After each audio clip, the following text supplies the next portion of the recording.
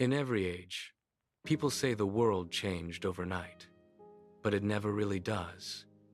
It frays first, quietly, at the edges. A war here, a threat there. A border hardens, a ship turns back, a market trembles, a leader speaks, a missile answers. And by the time ordinary people feel it in their bones, the strain has already been building for years. Look at the world now. Ukraine still burns.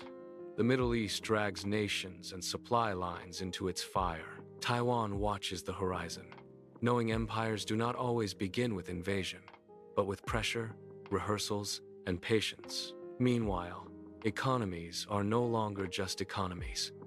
Trade has become threat. Tariffs have become weapons.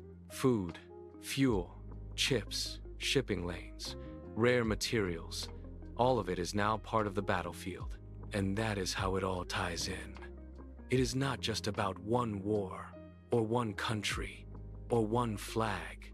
It is about a system under stress, a world so tightly connected that a strike in one region rattles another continent. A tanker, threatened in one sea, changes prices in another. A military distraction in one theater invites risk in the next. What used to be separate crises are now one living web of tension. Pull one thread, and the whole thing moves. But beneath all the politics, all the speeches, all the maps on the screen, there is something older at work. Fear, pride, power, survival. Nations speak the language of security, but often act from insecurity. They say deterrence. They mean dominance. They say stability. They mean control. And ordinary people, as always, are left beneath the weight of words chosen far above their heads. This is the truth of the age. The world is not merely becoming more violent. It is becoming more interlocked, more brittle, more reactive. A place where distraction itself is dangerous. Where one conflict opens the door for another. Where the powerful test limits, not because they are certain, but because they sense hesitation in everyone else. So when people ask, why does it all feel connected? The answer is simple. Because it is.